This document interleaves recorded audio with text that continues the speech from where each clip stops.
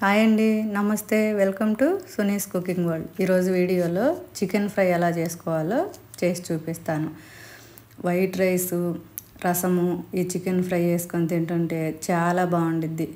మాకైతే రసంలోకి నచ్చిద్ది, కొంతమందికి పప్పుచారులకు కూడా నచ్చిద్ది. దేంతో అయినా ఈ చికెన్ ఫ్రై చాలా బాగుండిద్ది. మీరు కూడా ఒకసారి ట్రై చేయండి.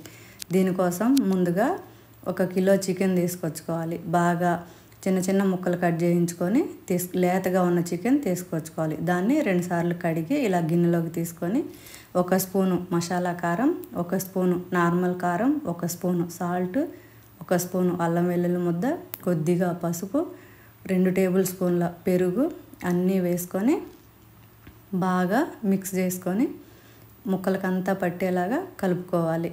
ఇలా కలిపిన దాన్ని 1 గంట సేపు ఫ్రిడ్జ్లో పెట్టేసేయాలి. తర్వాత స్టవ్ ఆన్ చేసుకొని ఒక పెద్ద బాండీ పెట్టుకొని 5-6 టేబుల్ స్పూన్ల ఆయిల్ వేసుకొని ఆయిల్ హీట్ అయ్యాక 2 యాలకులు, 1 బిర్యానీ ఆకు, 1 ఇంచు చెక్క, కొద్దిగా జీలకర్ర అన్నీ వేసుకొని లైట్గా ఫ్రై చేసుకున్న తర్వాత 2 పెద్ద ఆనియన్స్ ఇలా సన్నగా కట్ చేసి వేసుకోవాలి. ఆనియన్స్ కొద్దిగా ఫ్రై అయ్యాక లైట్గా పసుపు వేసుకొని తర్వాత 1 స్పూన్ అల్లం వెల్లుల్లి ముద్ద వేసుకోవాలి. చికెన్ వండేటప్పుడు ఎప్పుడైనా అల్లం వెల్లుల్లి ముద్ద అప్పటికప్పుడు నూరి వేసుకోండి, చాలా బాగుండిద్ది.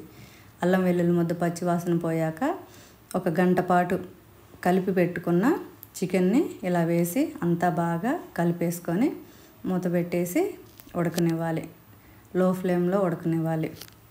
తర్వాత స్టవ్ ఆన్ చేసుకొని వేరే ప్యాన్ పెట్టుకొని 1 బిర్యానీ ఆకు, 1 ఇంచు చెక్క, 4 లవంగాలు, 2 యాలకులు, 4 ఎండుమిర్చి, 2 స్పూన్ల ధనియాలు, 1 స్పూన్ జీలకర్ర, 5-6 జీడిపప్పు, ఒక 15-20 చిన్న కొబ్బరి ముక్కలు అన్నీ వేసుకొని లైట్గా వేడి చేసుకోవాలి. తర్వాత 1/2 టీ స్పూన్ మిరియాలు కూడా వేసుకొని ఫ్రై చేసుకోవాలి. తర్వాత 4 రెమ్మలు బాగా లేత కరివేపాకు వేసుకొని బాగా ఫ్రై చేసుకొని లాస్ట్లో 1 స్పూన్ గసగసాలు వేసుకొని అంతా ఒకసారి కలబెట్టుకొని మిక్సీలో వేసేసుకొని వేడి చల్లారాక మెత్తటి పౌడర్లా చేసి పక్కన పెట్టుకోవాలి. ఈలోపు చికెన్ చూద్దాం. చికెన్లో వాటర్ వచ్చేస్తాయి. ఈ వాటర్తోనే చికెన్ ఉడికిపోద్ది. కాకపోతే ఫ్రై కదా కొంచెం టైం పట్టిద్ది. మళ్ళీ అంతా కలిపేసుకొని మూత పెట్టుకోవాలి. ఒక 10 నిమిషాలు ఉడికిన తర్వాత ఇలా ఆ చికెన్లో వాటర్ అన్నీ అయిపోయి ఉంటాయి. ఉడికింది ఒక 70-80% ఉడికింది. ఇంకా కొంచెం ఉడకాలి. ఇలా నీళ్ళన్నీ అయిపోయినాయి కాబట్టి ఒక చిన్న టీ గ్లాసు గిన్నె అంచుల చుట్టూ పోసుకుంటూ కలబెట్టి మూత పెట్టేసి ఒక 5 నిమిషాలు ఉడకనివ్వాలి.